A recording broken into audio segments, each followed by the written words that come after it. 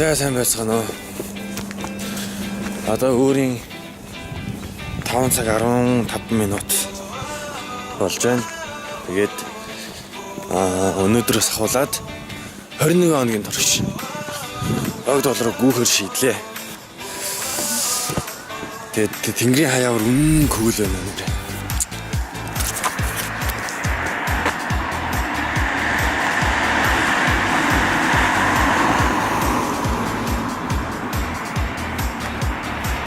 Поезд.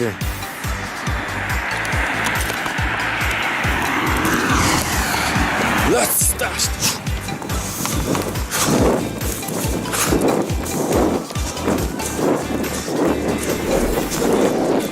Нэг л зогсож юм бол ирч гэдэг.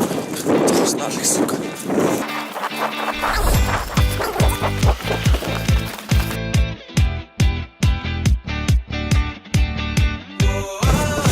Энэ хүмүүс ажилдаа орцсон шүү дээ. Тэр өндөр шүү.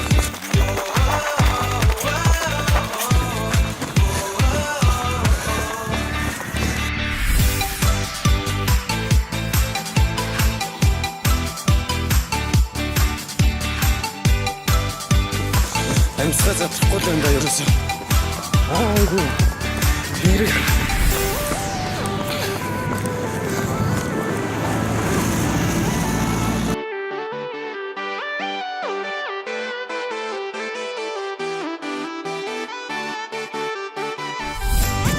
За энэ хүртэл хэр удаан гүч вэ? 22 7 минут хүсэн байна.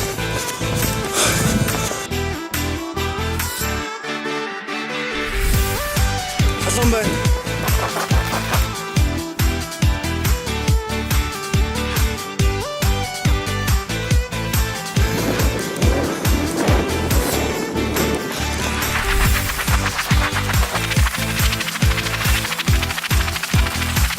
Тэнгэрийг хараач. Барман зэн.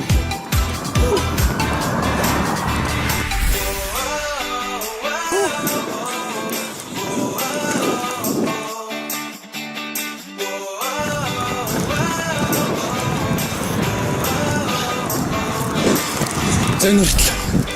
Хэдэн минут вэ? 21.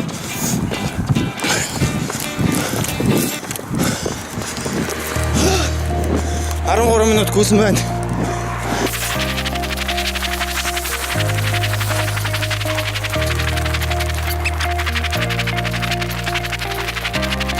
Супермаркет.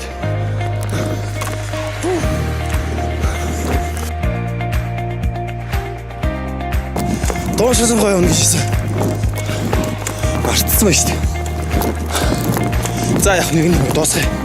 Гүйсээр гад.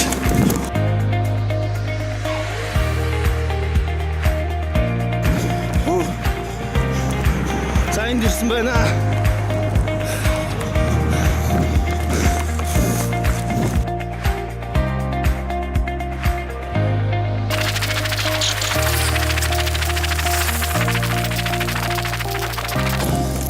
Гүрэн дээр ирлээ.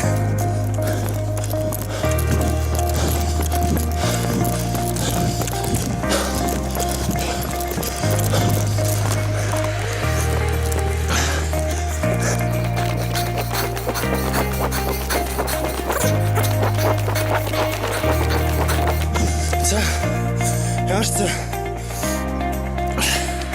Цаашдаа хүрсэн. Гүйл харагдаж байна.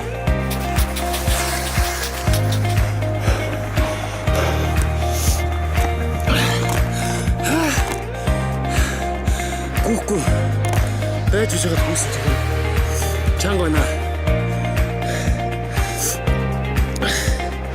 Яг гүйс орон болно хэр мэдрэгдэж байна уу? Хараач тээ.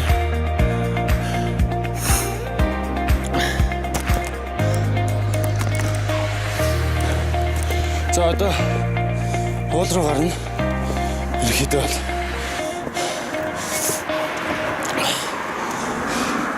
бол гүрэн шин даваал уул байгаа шүү дээ. Тэгэл уул руугаа мацчаал. Гунда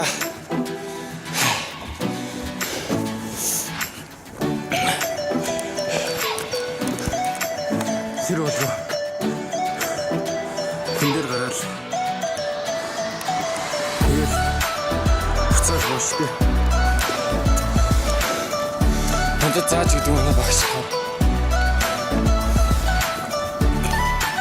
Өөрийнхөө биеийг хүснээрээ захирдуулах хэрэгтэй гэсэн. Би бас сайн ингээд дотоод сэтгэлээр ингээд гүмээр санагдаад.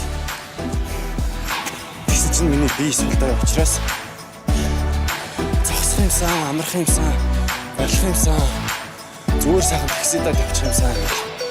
Тиймэрхүү бодлол тасралтгүй орж ирж байгаа юм л да. Гэхдээ өөрийнхөө хүссэн бодлоор өөрийгөө 100% захирч чаддаг хүн бол үнэхээр том хүн болж чадна юм шиг.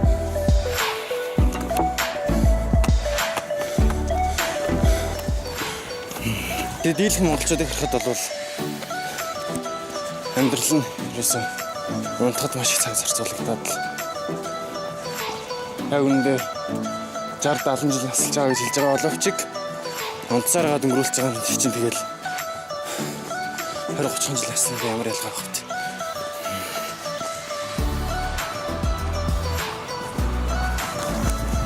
За уулан дээр гараад уулзъя.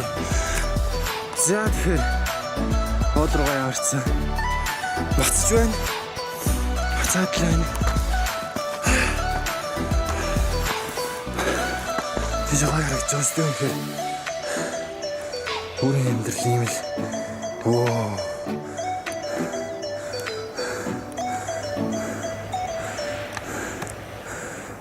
Эслэг явагдаж байна.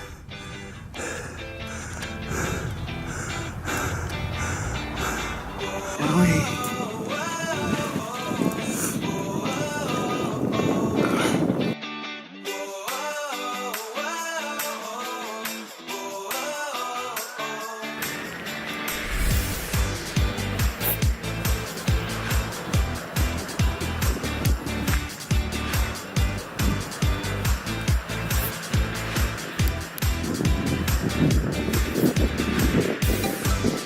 За ингээд уулнаас ингэ уруудж байна. Уулан дээр ямарсан хэр кул байлаа. За хүмүүсээ яргуй. Ингэдэг гинэ яргууг ингээд дөнгөж ингээд дэлбэлэг байхад нь шууд идэж болдог гинэ. Тэгээд туршиж үзэхээр шийдлээ.